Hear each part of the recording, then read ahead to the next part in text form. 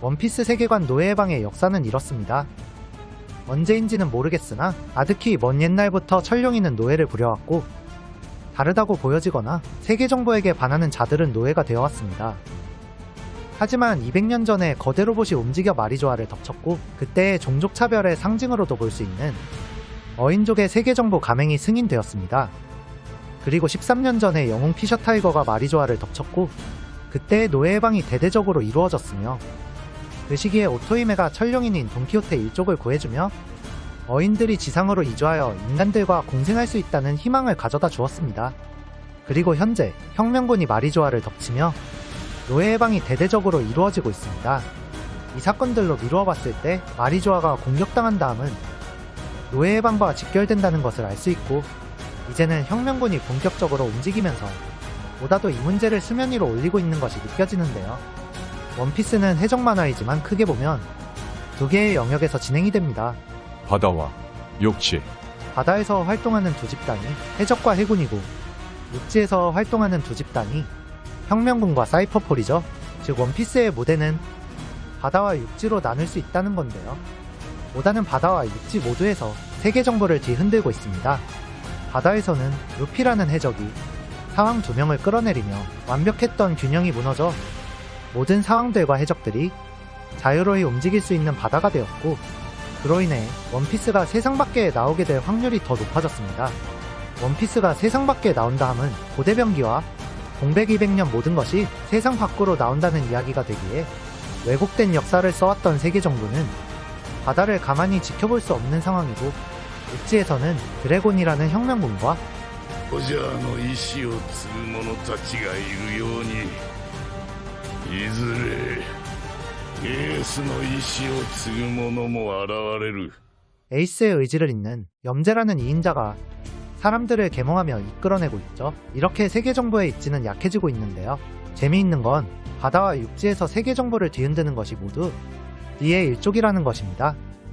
そしてある土地では D の一族をこう呼ぶ者たちもいる神の天敵 그렇기에 이제는 D의 일족에 대한 비밀도 조금씩 올라오지 않을까 생각하는데 이렇게 바다와 육지로 나누고 보니 어떠한 의문점이 생겼습니다. 바다를 가만히 지켜볼 수 없는 세계 정부는 왜 원피스를 직접 찾지 않을까? 라고 말이죠. 자신들의 치부가 있는 곳이 라프텔이라면 먼저 그 섬을 찾으려고 노력이라도 해야 할 텐데 세계 정부의 바다를 담당하는 해군은 딱히 원피스를 찾으려는 노력이 보이지 않았습니다. 그런 의미에서 이번 화를 보면서 든 생각은 어쩌면 세계 정부의 바다 영역에 있는 집단은 말 안 듣는 해군이 아니라 신의 기사단일 수도 있다는 생각을 했습니다. 왜냐면 신의 기사단은 너무도 명백하게 빨간머리의 적단의 실루엣을 하고 있기 때문이죠.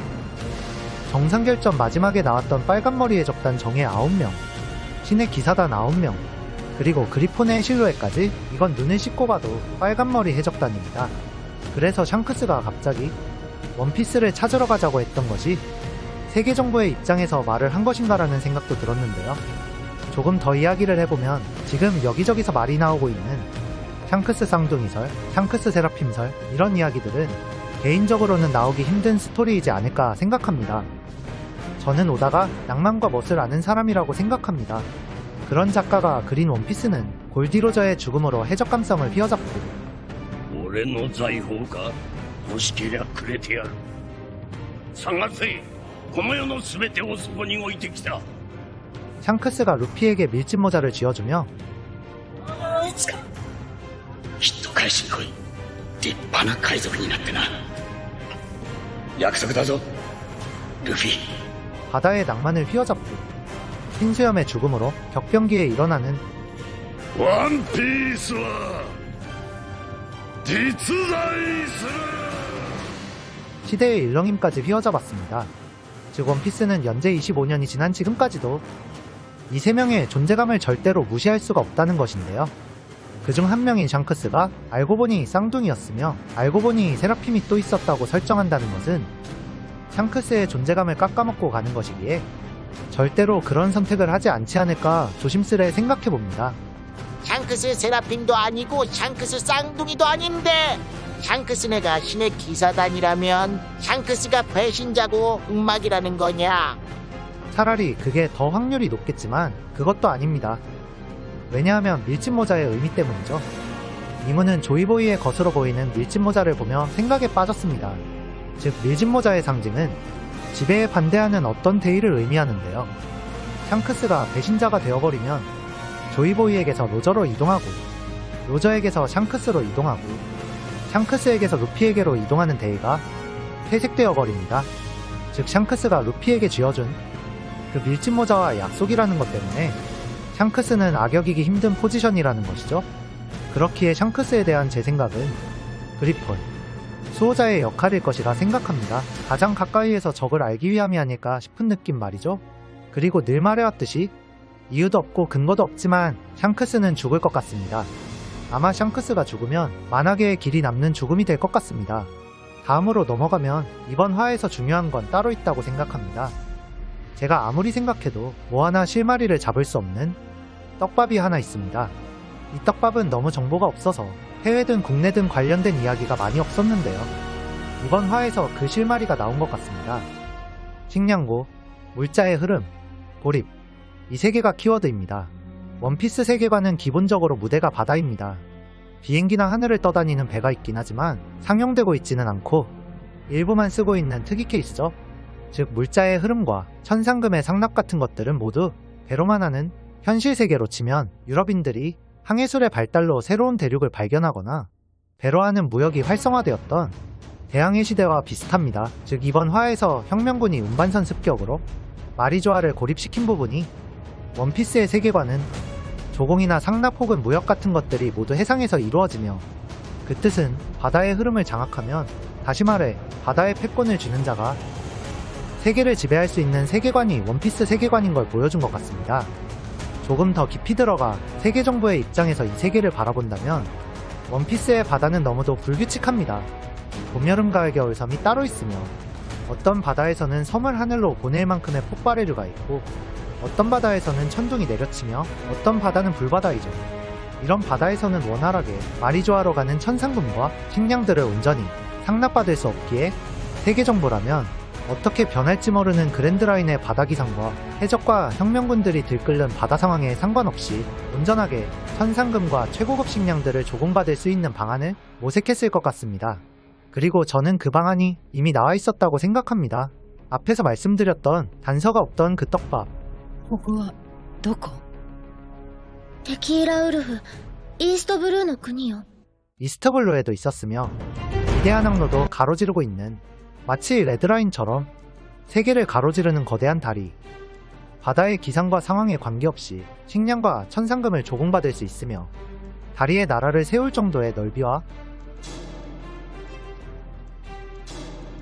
레드라인 높이까지는 아니지만 바다의 기상에 크게 흔들리지 않을 높이의 다리. 골디로저 같은 해적이 바다를 뒤흔들겠다고 대해적 시대를 열어서 해적들을 바다에 풀어놓아도 상관이 없게 만드는 다리.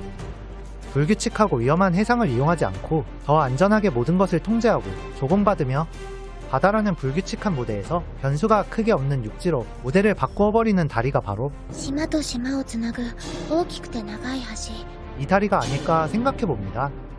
즉 세계를 가로지르며 섬과 섬을 연결짓는 거대한 다리는 신이라 불리는 이모와 철룡이니 천상금과 식량들을 더 원활하게 조공받기 위함이며 그랜드라인의 섬들의 연결고리를 새긴 것 같은 허의 옥자의 문양처럼 섬과 섬들이 다리로 연결되어 이모가 있는 마리조아라는 지점으로 모여 모든 것은 지배자를 위해 존재한다는 사상.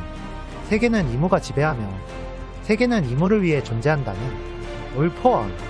하나를 위한 세계를 만들어가는 초석이 아닐까 생각해봅니다. 영생으로 보이는 이모가 수백 년 동안 만들어가고 있는 다리이기에 何百年も作り続けているの。 이모는 정말 이 세계를 온전히 지배하기 위해 살아가고 있는 탐욕과 지배의 끝을 상징하는 인물이 아닐까 싶으며 이것은 통제를 싫어하고 자유를 사랑하는 루피의 모든 것에 반하는 사상이기에 실무회를 끌어내리고 상황을 끌어내리며 보이는 것만을 다루던 원피스가 이제는 보이지 않는 사상들에 대하여 다루기 시작하고 있는 것 같습니다.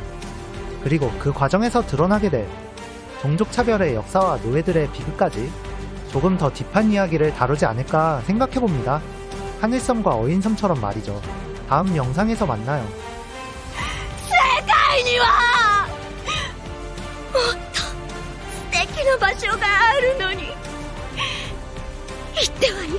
場所なんてあるはずないのに。何か大人びた理由をつけて自分を納得させ諦めてるだけじゃありませんか。勇気を出して一番欲しいものを欲してください。そうすれば巨人との子供たちの生きる未来が